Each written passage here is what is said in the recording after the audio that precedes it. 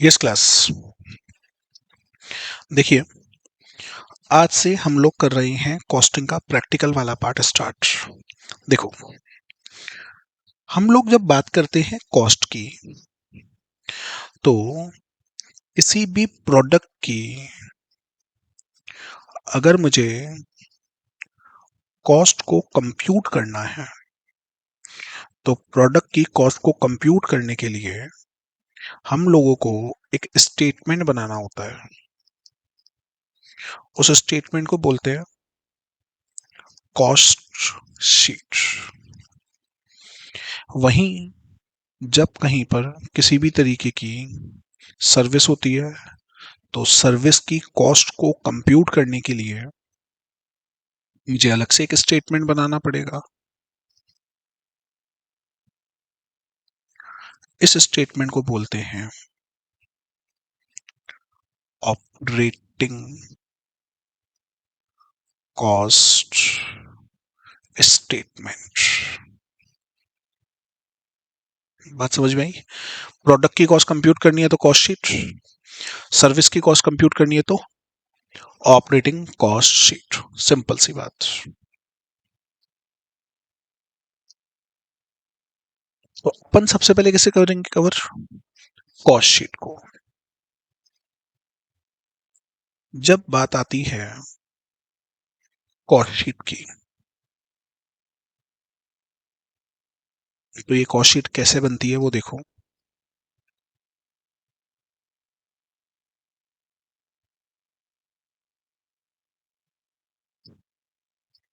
सबसे पहले इसके अंदर हम लोग लेते हैं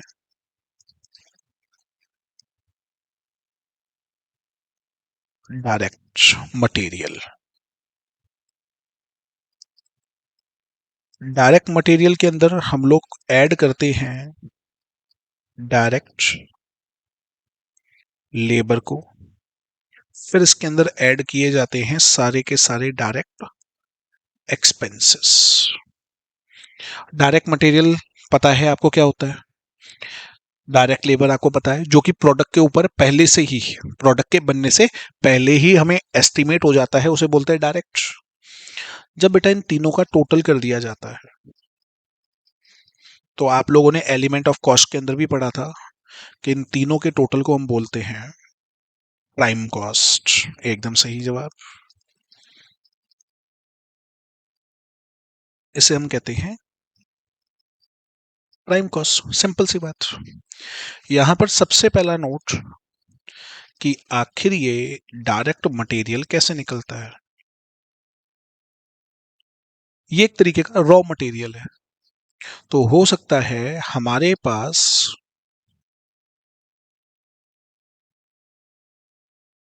opening stock of raw material available हो पहले से ही। इस बार हम लोगों ने परचेज किया रॉ मटेरियल, उसमें से हम लेस कर देंगे closing stock of raw material. तो अपने पास आ जाएगा डायरेक्ट मटेरियल। लेबर के अंदर कोई चेंज नहीं करना, सेम टू सेम वैसा का वैसा ही रहेगा। लेबर के अंदर कोई चेंज नहीं करना, ना एक्सपेंसेस के अंदर चेंज करना है। अपने पास आ जाती है प्राइम कॉस्ट। प्राइम कॉस्ट के अंदर हम लोग ऐड करते हैं फैक्ट्री के सारे ओवरहेड्स। जो भी खर्चे फैक्ट्री के अंदर होते हैं ना, उन सारे के सारे फैक्ट्री के ओवरहेड्स को ऐड करना है। ठीक है। जैसे ही आप इसके अंदर फैक्ट्री के ओवरहेड्स को ऐड करेंगे, तो आपके पास आएगी ग्रॉस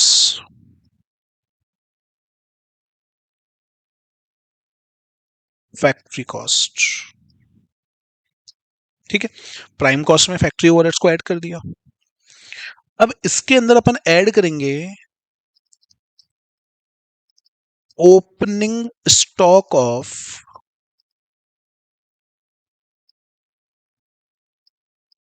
वर्क इन प्रोग्रेस। भैया काम तो फैक्ट्री में चलता है, तो ऐसे बहुत सारे यूनिट होते हैं जो अभी कंप्लीट नहीं है, पिछले साल के थे, इस बार काम फैक्ट्री में होगा, उसको ऐड कर दिया। और कुछ होंगे जो कि closing stock of work in progress के अंदर बच जाएंगे।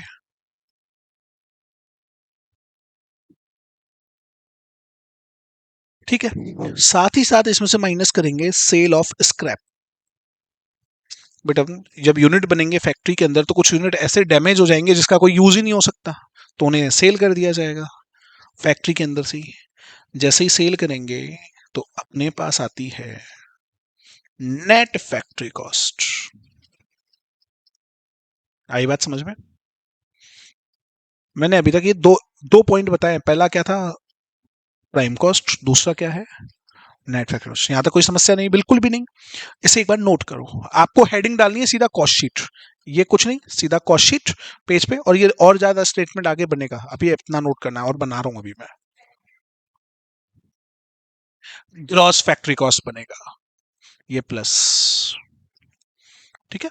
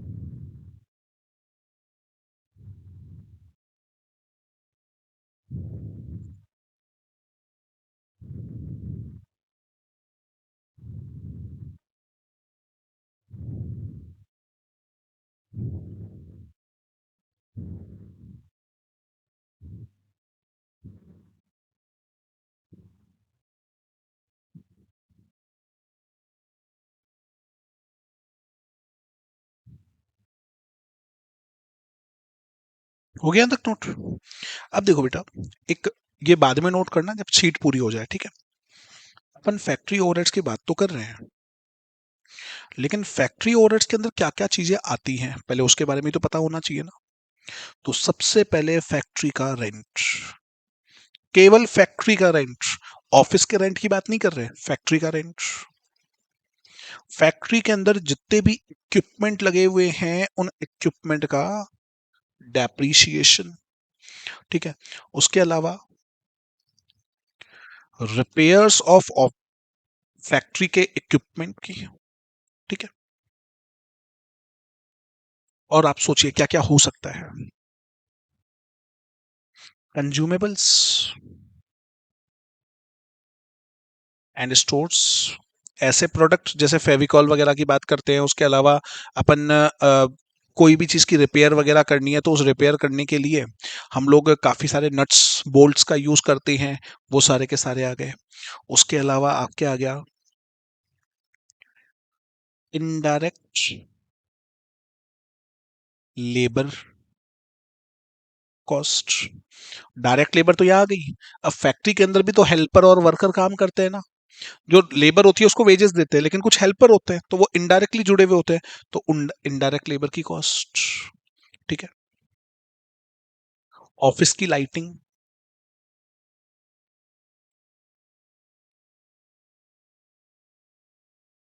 इलेक्ट्रिसिटी का बिल। अब मन में आ रहा होगा लाइटिंग और इलेक्ट्रिसिटी में फर्क क्या है। इलेक्ट्रिसिटी में तो लाइट का बिल हो गया। लाइटिंग का मतलब ये लाइट की फिटिंग करवाई, ऑफिस में भी होगी फैक्ट्री में भी होगी, 10,000 का बिल आया। इलेक्ट्रिशियन जो आया फिटिंग करने के लिए, 10,000 का बिल आया।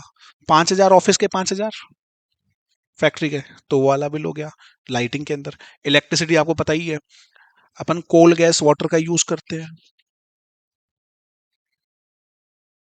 तो these are the factory overheads. Done. अच्छा जी, अब एक बात और सुनो। जो ये नेट फैक्ट्री कॉस्ट है ना, इसके दो नाम है। एक तो इसको नेट फैक्ट्री कॉस्ट बोलते हैं, और फैक्ट्री कॉस्ट को बोला जाता है वर्क कॉस्ट भी। फैक्ट्री कॉस्ट भी बोलते हैं, साथ में वर्क कॉस्ट भी बोला जाता है। डन। कोई समस्या है यहाँ पे? बिल्कुल भी नहीं। अब बेटा इसके अंदर ऐड होता है क्वालिटी कंट्रोल कॉस्ट।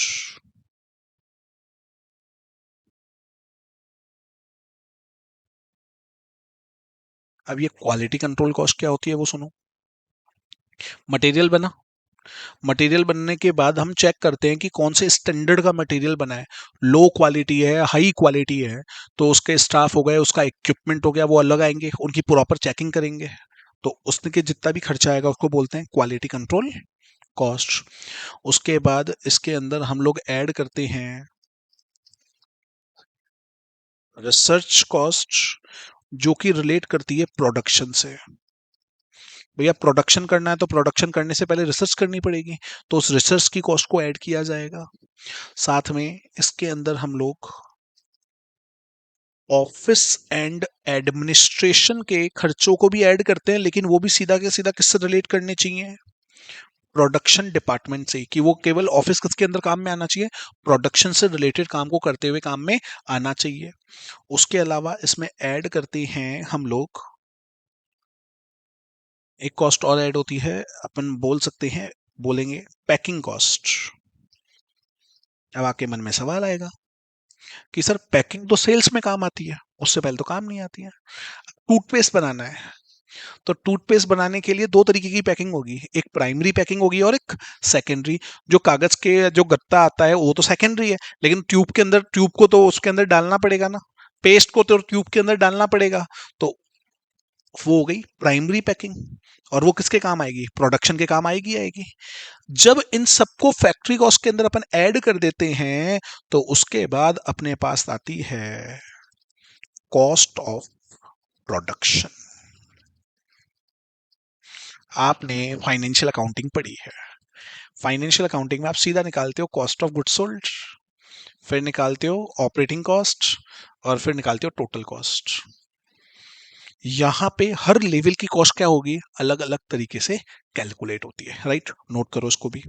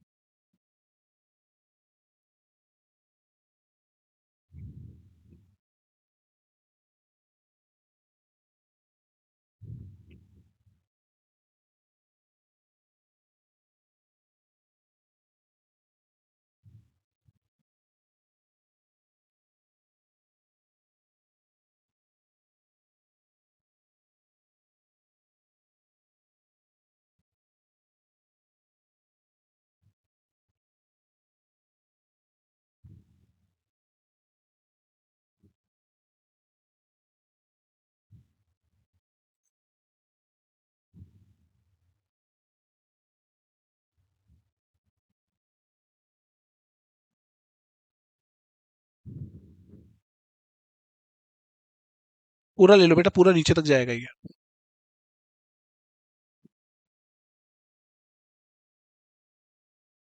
डन। अब मेरी बात सुनना वापस से। यहां पे जो ये मटेरियल लिया था अपन ने,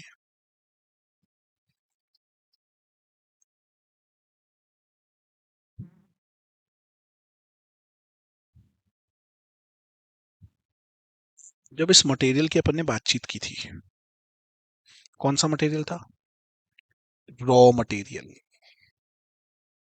डायरेक्ट रॉ मटेरियल। यहां पे भी तो मटेरियल की बात हो रही है ना, ओपनिंग स्टॉक और क्लोजिंग स्टॉक। ये कौन सा मटेरियल है? WIP। कि जिसके ऊपर काम तो चालू हो चुका है लेकिन अभी तक पूरा नहीं हुआ है, तो वो फैक्ट्री के अंदर काम आता है। अच्छा, पुराना फिनिश गुड्स भी तो बचा हुआ होगा ना, क्योंकि इन्वेंट्री के अंदर तीनों आते हैं ना, रॉ मटेरियल भी आता है, वर्क इन प्रोग्रेस भी आता है और फिनिश गुड्स भी आता है। आपने एक इन्वेंट्री वाला चैप्टर भी पढ़ा है फाउंडेशन के अंदर, ठीक है। तो अपने पास फिनिश गुड्स, अपने पास इस बार कितना गुड्स बना वो तो पता लग गया। कॉस्ट ऑफ प्रोडक्शन किसकी है? करंट जो गुड्स बने उसकी है। इसमें ऐड करेंगे opening stock of finish goods,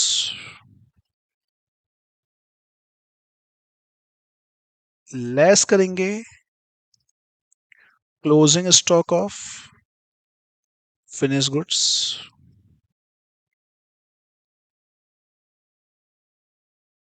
तो अपने पास आएगा कॉस्ट ऑफ गुड्स सोल्ड। अब अकाउंट्स के अंदर तो सीधा क्या करते हैं, opening stock plus purchase plus direct expenses minus closing stock. यहां पर ये सारी की सारी चीजों का कंप्यूटेशन अलग से होगा। आई बात समझ में? डन। नोट करो इसको भी, फिर आगे बढ़ते हैं।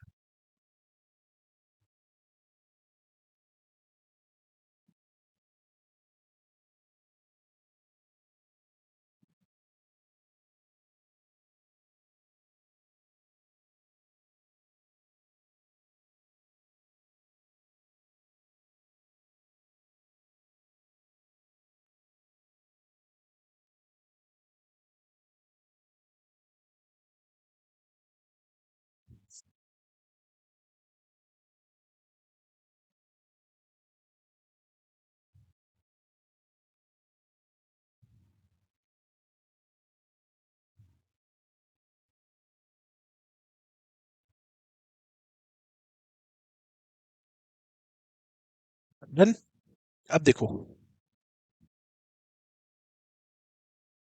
अभी अपने दो ओवरहेड्स अभी अपन ने ऐड ही नहीं किया।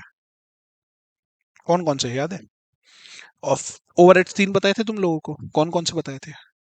फैक्ट्री वाले, ऑफिस एंड एडमिनिस्ट्रेशन वाले और एक सेलिंग वाले। अपन ने इधर ऑफिस वाले लिए लेकिन केवल कौन से रिलेटेड लिए? Production related.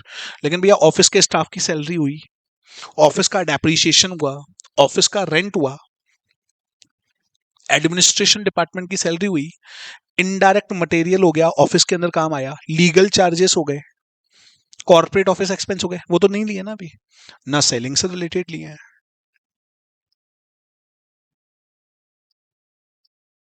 इसमें अपन ऐड करते हैं सबसे पहले ऑफिस एंड एडमिनिस्ट्रेशन ओवरहेड्स। अब इन दोनों में फर्क क्या है? ये तो प्रोडक्शन से रिलेट करते हैं और ये हैं जनरल ओवरहेड्स, जनरल से रिलेटेड। अब ऑफिस एंड एडमिनिस्ट्रेशन के जनरल में क्या आएगा? पहली बात, जब आपसे कभी भी पूछा जाएगा ना, तो एक बात का ख्याल रखना, ये खुद बताएगा कि प्रोडक्शन से रिलेटेड कौन से और जनरल से रिलेटेड कौन से, खुद क्वेश्चन बोलेगा। सबसे पहले आ गया rent, office staff salary, administration staff salary, office equipment का डेप्रीशिएशन, सारी की सारी ऑफिस की सप्लाईज, किसी भी तरीके के लीगल चार्जेस, सब ऐड होगा। फिर इसमें अपन ऐड करेंगे सेलिंग एंड डिस्ट्रीब्यूशन ओवरहेड्स। अब ये क्या होते हैं? Sorry, selling and distribution overheads. इसके अंदर सबसे पहले आएगा सेल्स डिपार्टमेंट है, तो सेल्स डिपार्टमेंट का कमीशन, उनकी उनको दी गई सैलरी। डिलीवरी वैन होती है, डिलीवरी वैन का फ्यूल हो गया, उसके ऊपर लगने वाला डेप्रिसिएशन हो गया, डिलीवरी वैन जो चला रहा है उस ड्राइवर की सैलरी हो गई। अगर अपने कोई भी फ्री सैंपल बांटे हैं वो भी आ जाएगा। अपन ने चैरिटी में कोई भी गुड्स दिया है, चैरिटी मत लिखो सर, फ्री सैंपल लिख लिया। उसके अलावा डिस्ट्रीब्यूशन एक्सपेंसेस हो गए, डिस्ट्रीब्यूशन एजेंट के कमीशन होता है, सब कुछ गया, सब कुछ आ गया, सबको ऐड करेंगे। इन सबको ऐड करने के बाद अपने पास आती है टोटल कॉस्ट ऑफ सेल्स। इसके अंदर अपन ऐड करते हैं अपना प्रॉफिट, तब जाके अपने पास आती है सेल्स। आई बात समझ में? बेसिक नोट करो। एडवर्टीजमेंट भी तो सेलिंग में आ गया, सही कह रहे थे आप। एडवर्टीजमेंट, सेकेंडरी पैकिंग हो गया। अब आप पहले इधर ये मटेरियल वगैरह की डिटेल लिख लीजिए, ऑफिस में क्या आता है, फैक्ट्री में क्या आता है, उसके बाद अपन आगे की बातचीत करेंगे। नहीं बस हो गया, यहीं तक रहता है।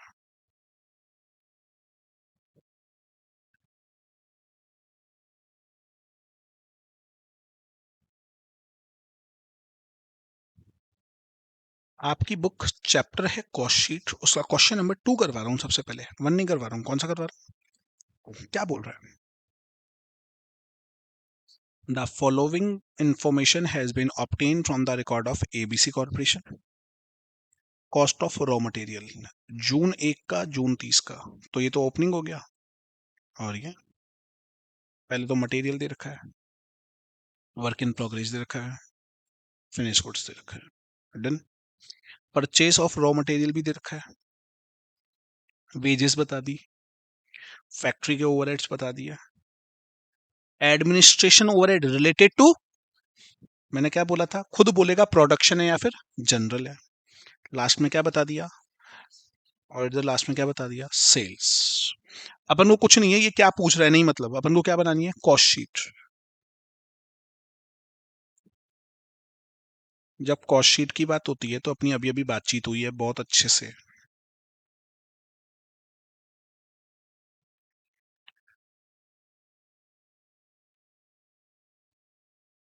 कि भैया कॉस्ट शीट में सबसे पहले अपन लिखते हैं डायरेक्ट मटेरियल। मटेरियल,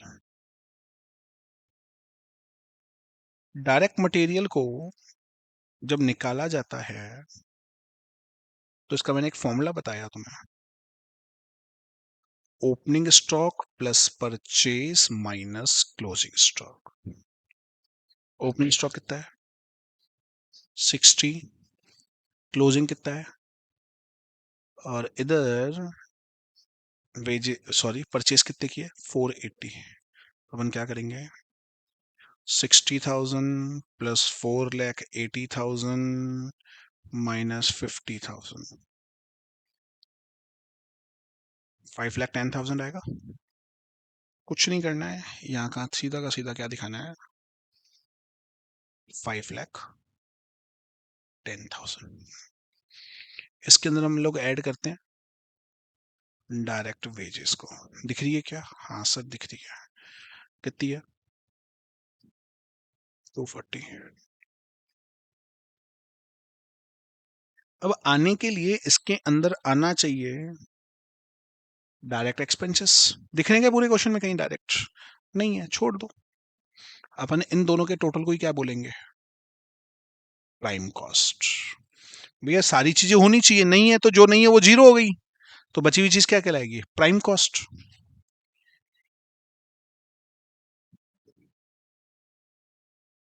60 प्लस 480, 540, 540 में से 490 आएगा, सही है। 4,90,000 प्लस 2,40,000 कितना हुआ? 7,30,000।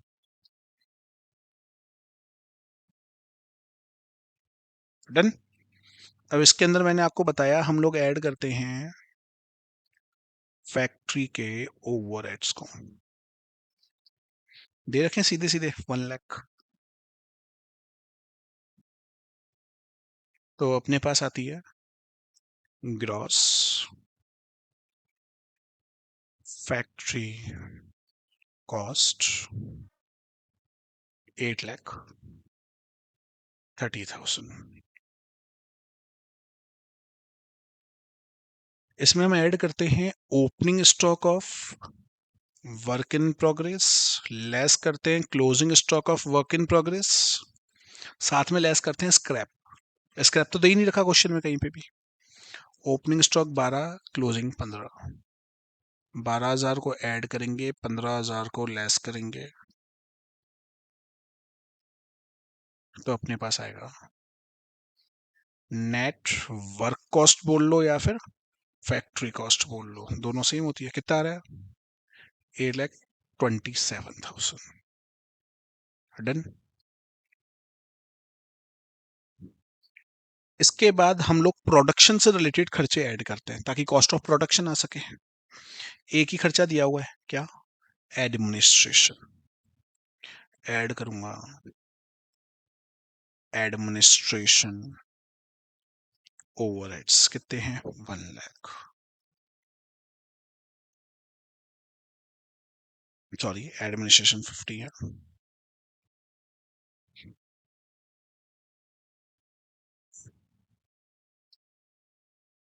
ऐड करते ही अपने पास आ जाएगी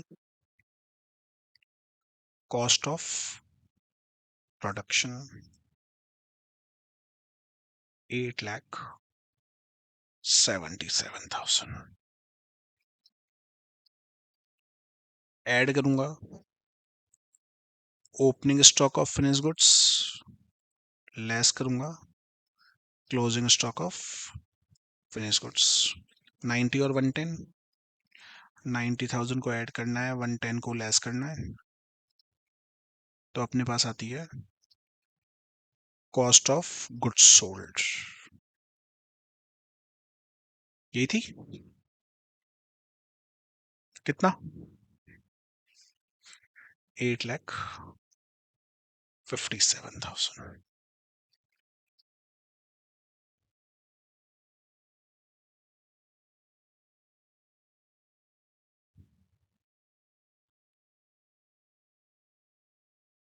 इसमें अपन ऐड करते हैं सेलिंग एंड डिस्ट्रीब्यूशन को। इसके अलावा और कोई खर्चे दिए हुए है ही नहीं। 25,000। तो अपने पास आती है टोटल कॉस्ट ऑफ सेल्स। इसमें ऐड होता है प्रॉफिट, तो अपने पास आती है सेल्स।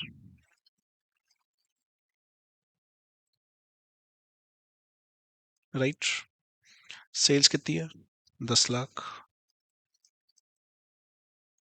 857 में 25 को ऐड करोगे कितना आएगा?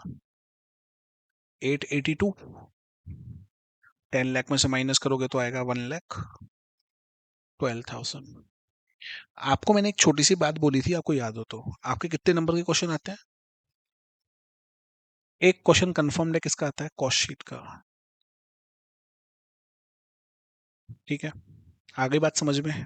मैंने एक ही बात बोलती, जब तक प्रैक्टिकल चालू नहीं होगा ना तब तक आपको कॉस्ट, कॉस्ट कब आती है, कॉस्ट का मेन है प्रैक्टिकल। लेकिन जब तक मेरे को डायरेक्ट मटेरियल, लेबर, ओवरहेड्स के बारे में पता ही नहीं है तब तक मैं नहीं चल सकता। Done, clear? अच्छा, एक सेकंड वेट करना।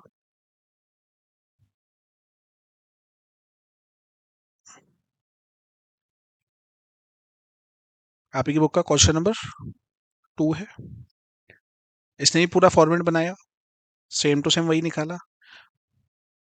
आंसर 118, 857, 820, सेम पूरी सही है, वही की वही कॉपी पेस्ट हुई है। डन, नोट कीजिएगा क्वेश्चन नंबर 2।